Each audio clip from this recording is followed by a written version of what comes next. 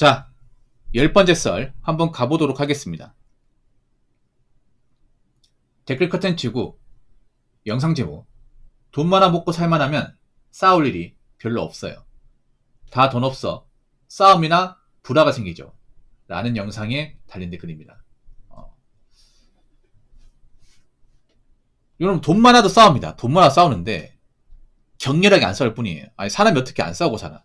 돈은 많아도 서로 뭐 자존심을 그런다거나 문제가 생기면 싸울 수 있습니다. 근데 돈 많은 사람들이 싸운 거하고 돈 없는 사람이 싸우는 거 달라요. 돈 없는 사람들은 보통 생계가 지켜져 있기 때문에 목숨 걸고 싸웁니다. 목숨 걸고. 진짜. 그러니까 돈이 있어도 싸울 수 있는데 돈이 있는 분들은 심하게 안 싸우죠.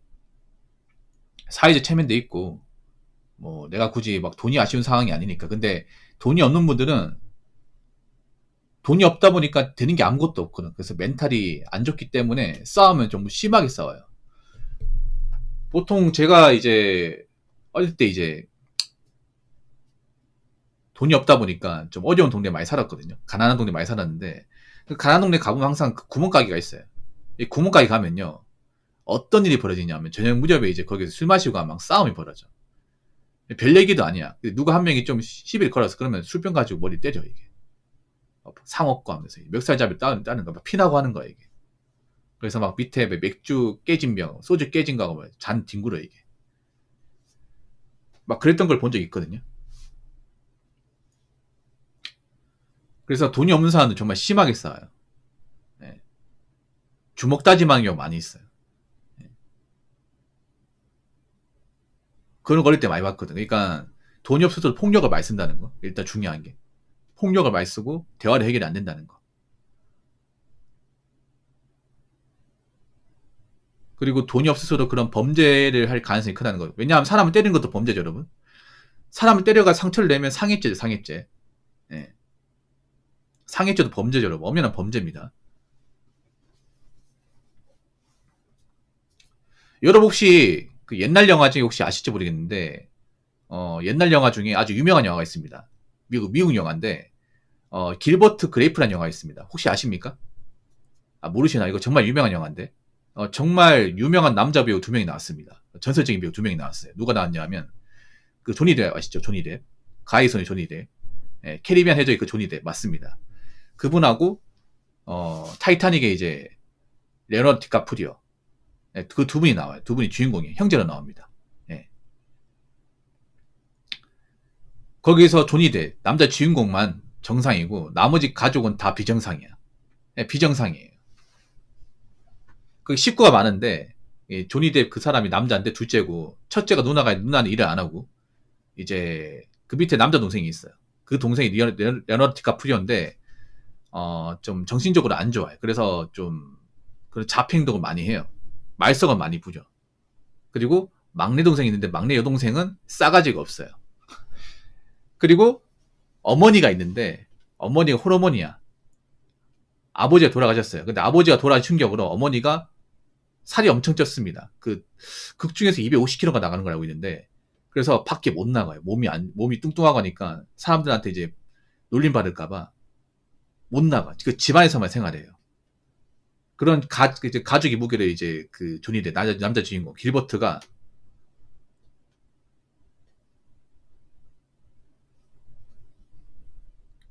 네. 이제 다 안고 사는 거야. 그러다 보면 맨날 싸워, 맨날. 그 드라마나 그 영화 보시면 나오거든요. 네. 그 맨날 힘들어해. 그 남자 주인공이. 물론 영화의 본질은 그런 내용이 아닌데, 그러니까 사람이 돈이 없잖아. 돈이 없으면 사사로운 거를 정말 많이 싸웁니다. 사소한 걸로. 네. 그러니까 돈이 없으니까 할 수 있는 게 별로 없잖아. 그러면 다 불편하거든, 이게.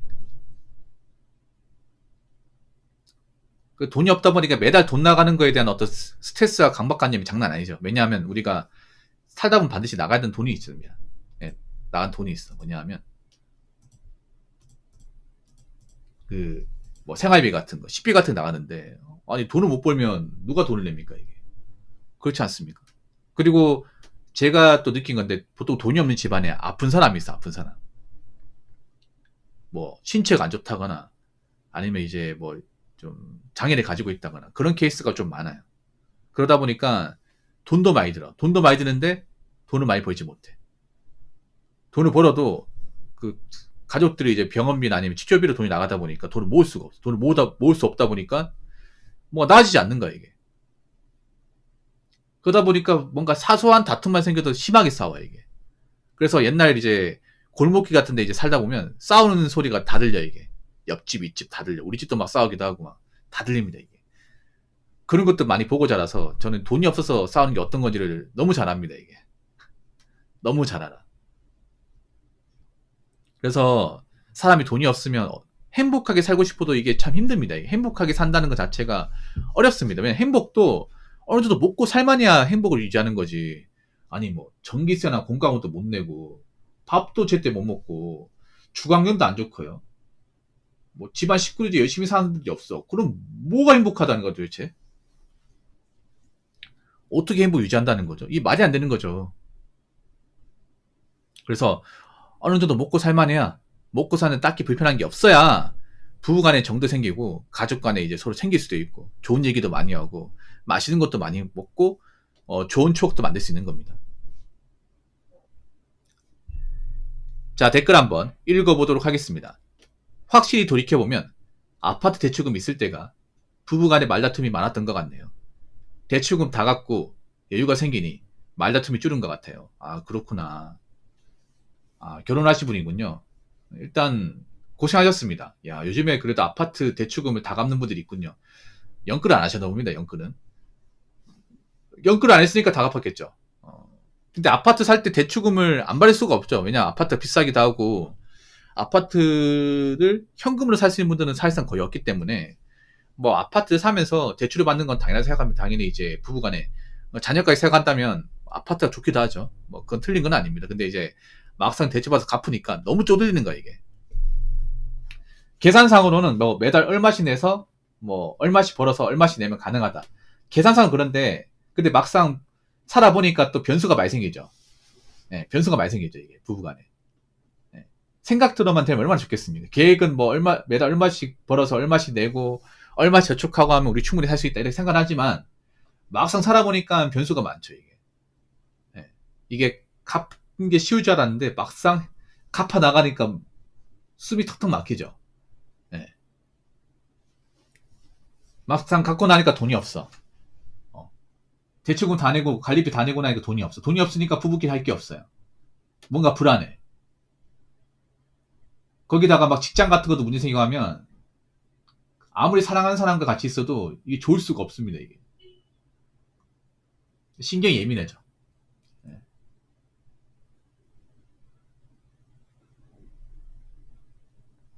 고생이 많았겠네요. 그 댓글 적은 분도 그렇고 이제 배우자님도 그렇고 고생이 참 많았겠네요. 대출금 다 갚고 여유가 생기니 말다툼이 줄은 것 같아요.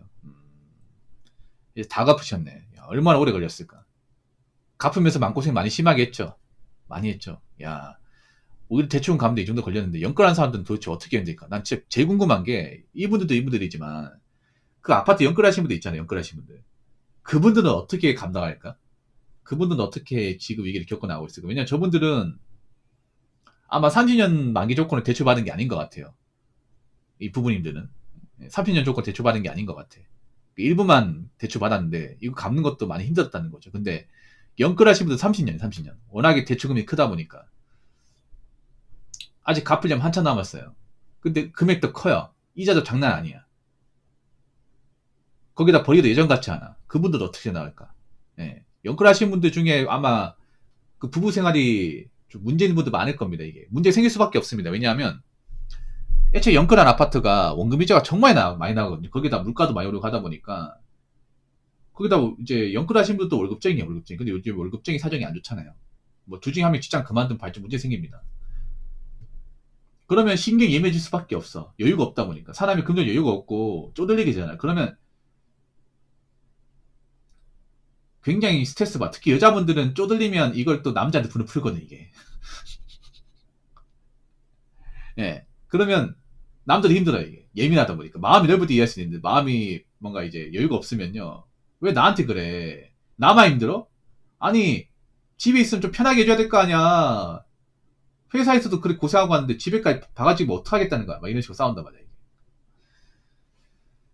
이게 참 어렵습니다, 이게. 저는 그렇게 생각해요. 이게 결혼해도 부부관계도 뭐 빚이 없고 압박을 안 받아야, 예. 뭔가 이제 금전적인 부분에 대한 압박을 안 받아야 부부관계도 유지할 수 있고, 좀 서로 오해가 생겨도 풀 수 있고, 원만한 좀 가족생활을 할 수 있지 않을까 생각을 합니다. 예. 지금 그런 부부생활이 안 된 분들 많을 거예요. 결혼했는데 돈 문제 때문에 매번 싸우고 막 갑방 쓰고 막, 한 번씩 집에 가면 시원하게 싸웠다가 이제 밖에 자고 막 그런 부부도 있을 겁니다. 예. 그래서 뭐 혼자 사는 분도 돈이 중요하지만 아마 결혼하시면 돈이 더 중요할 겁니다. 아무튼 각자 돈 관리 잘 하시고 살면서 금전적 쪼들린 일을 만들지 않으셨으면 좋겠습니다. 자, 이상으로 10번째 썰 마치도록 하겠습니다.